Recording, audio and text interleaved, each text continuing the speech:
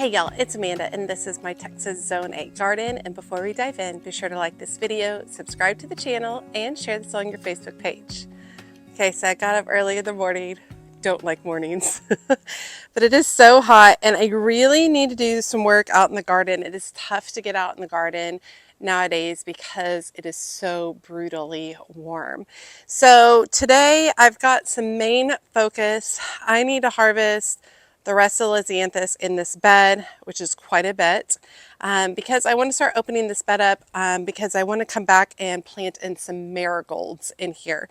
So I'm going to go ahead and harvest these, and then we'll come back and add some marigolds. I do see some other areas that need to be messed around with. I want to do a ton of harvesting, but I don't think I'm going to do all of that in this video. I'm thinking I'm going to break it up into multiple videos. I think we also need to harvest some eggplant. It looks like we need to harvest some peppers. We got a lot going on. So this is my Lisianthus bed right here. I grow all my Lisianthus from seed. I started in the summer. So I actually have a video coming out in a week. And I started in the summer, and then I planted out in early fall. And from there, not all of these are going to be good because I've waited a long time to cut a lot of these.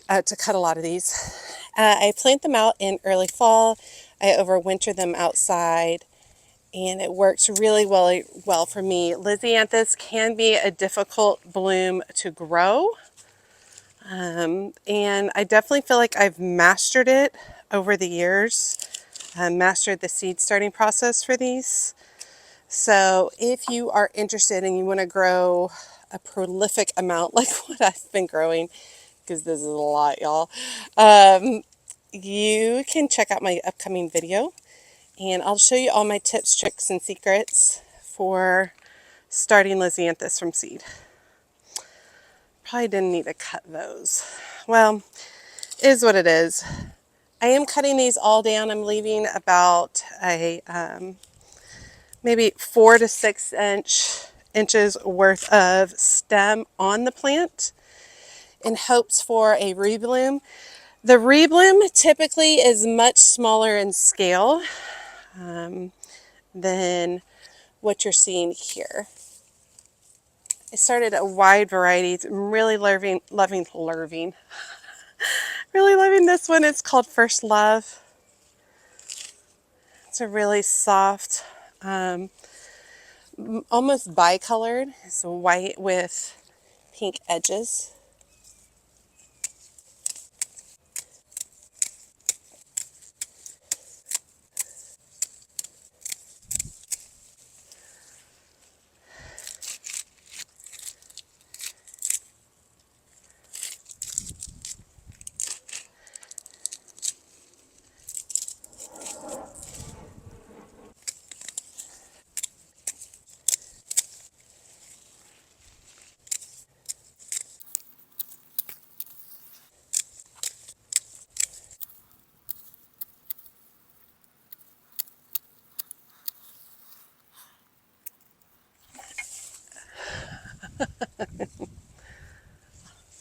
Pretty awesome, huh?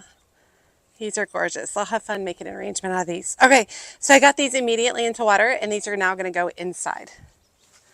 Okay, so this is what it's looking like. So I need to go through and I made a remove all the supports that I had for the Lisianthus. I also have quite a few weeds in here. These are all weeds right here. I have some marigolds that I planted earlier, and they've gotten eaten up a little bit. You can see like right there is one. And that tends to happen with my marigolds, but some of the other ones are doing better, but they already are ready for some support. So I'm going to start by going through and cleaning up the whole space, and then I'm going to go back and I'm going to add in some, I think I'll add in some plant tone, and then we will go through and we will plant some additional marigolds in here.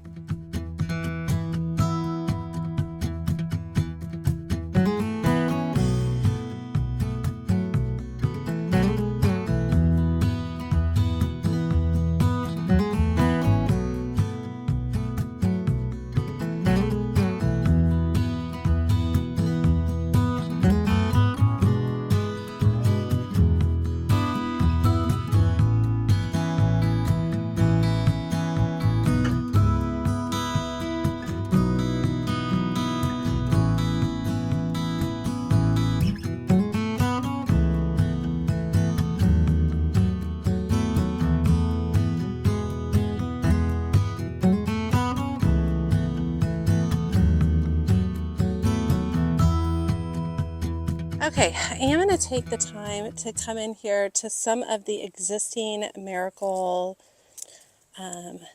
seedlings. And I'm going to put a stake in there, and then I'm going to use some Velcro to tie them up in place, just like that, just to give them a little bit of support because they can get kind of wonky. Sorry I'm not moving my camera around as much. It is so hot that it overheats so easily now, so I have to keep it in a shaded area. Okay, I was going to put some plant tone in. Can't find any, so here we are. I did add compost and organic fertilizer to this space when I planted it up last fall. So I have quite a few seedlings over here. These are Mission Giant Yellow Marigolds, and they have been in these seedling containers way too long. So it'll be nice to finally get these in the ground. One thing I think I am going to do is I'm going to top all of them, prune them back a little bit to encourage branching. And I do this a lot where I mix in my plants. I find since I don't have a lot of room, like I don't have a giant space, this just is a more efficient way for me to grow a wide variety of plants. So I kind of just like stagger them. This other marigold I've got is Cocoa Marigold. I don't know, gloves just don't feel right today. I'll take them off. I gotta give y'all a view of this eggplant later. And basically I'm just gonna find places to, I need to take these out, to plant the marigolds where they're still getting sun and they're not blocked out by the Lisianthus.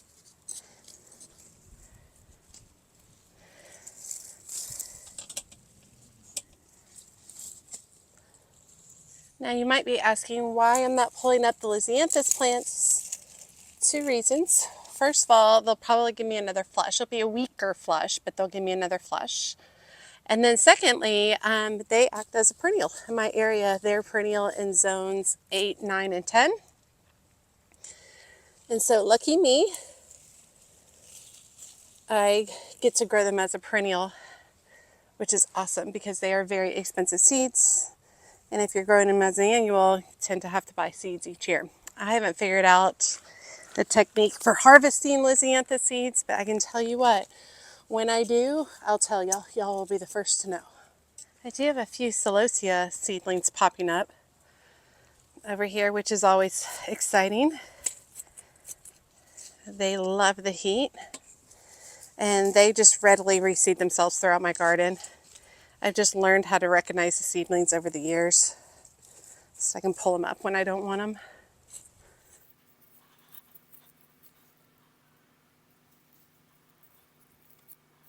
Okay, we do want to make sure that we water these seedlings in really good. These are set up to drip.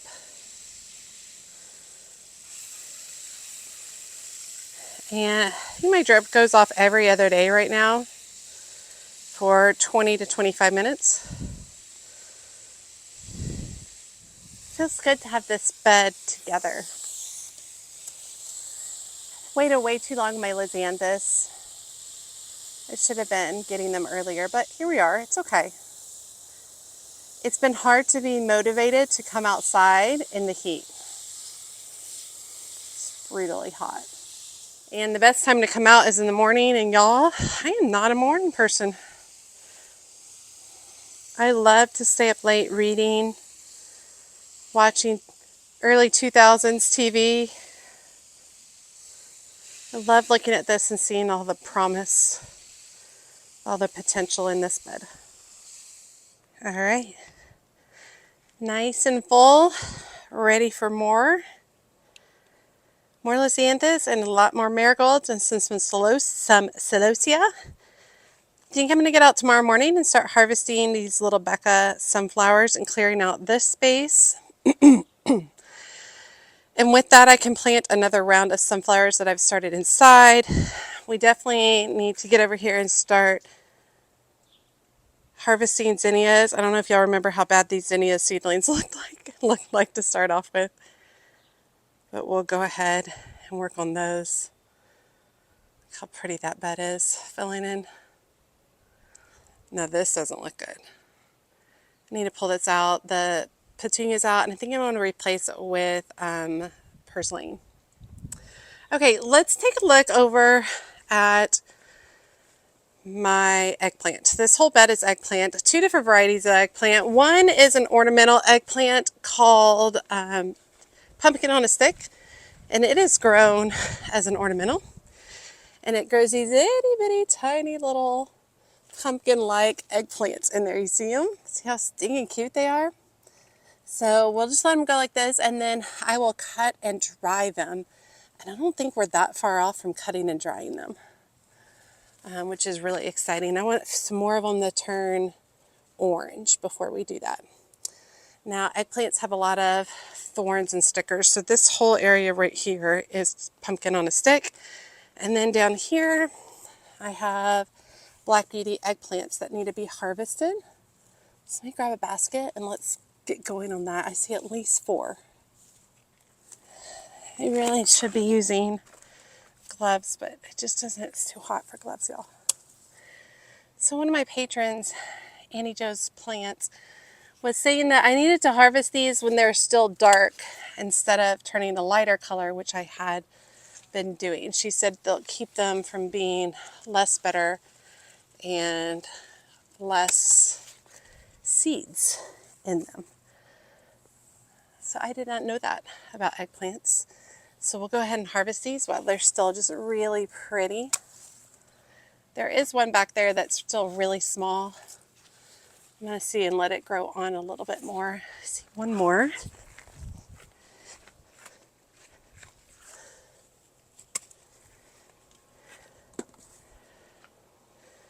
Those are really pretty. Now they're definitely not as big as what I've harvested in the past. I usually let them get a lot bigger, but we'll see. I think that was some good advice to try and see how they do. You can see that a lot of them naturally just kind of have that color on them. She was talking about how don't let them get to this point. They need to be all like this. But anyway, we'll give it a try and see. Now over here, I have quite a few cayenne pepper. And cayenne pepper, I like to just string them like on a needle and thread, and hang them up and let them air dry.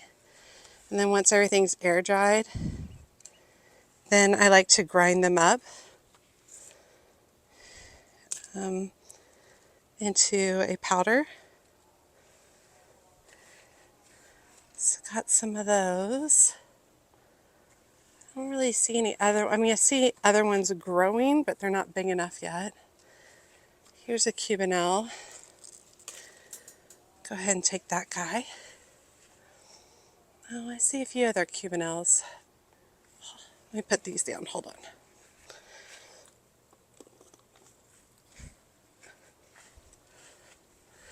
See another one back there.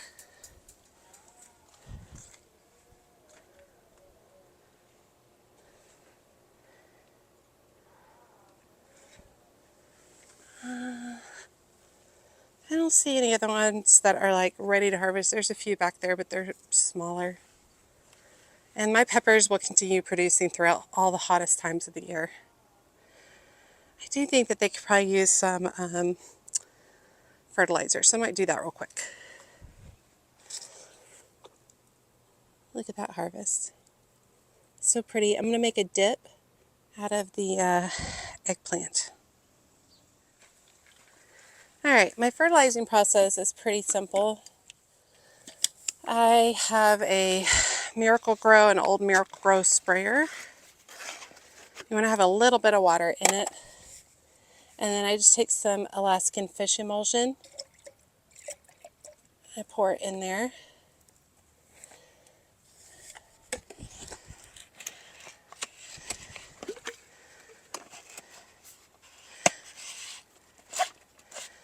And give it a really good shake.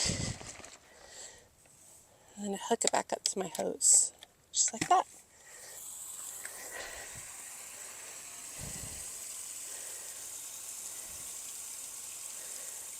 And then I just water them using the Alaskan fish emulsion.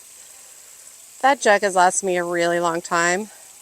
Definitely think that I should be fertilizing these more often, but just forget, y'all. Just forget. My sprayer's actually broken and that I can't turn it off in between. That's all right. All right, I hope you guys have enjoyed today's video. It's hard to get out in the garden. You're gonna see less outdoor stuff, more indoor stuff for the time being.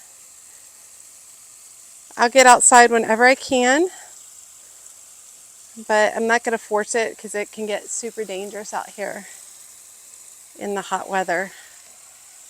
And I love y'all, but I'm not gonna come out if it's dangerous.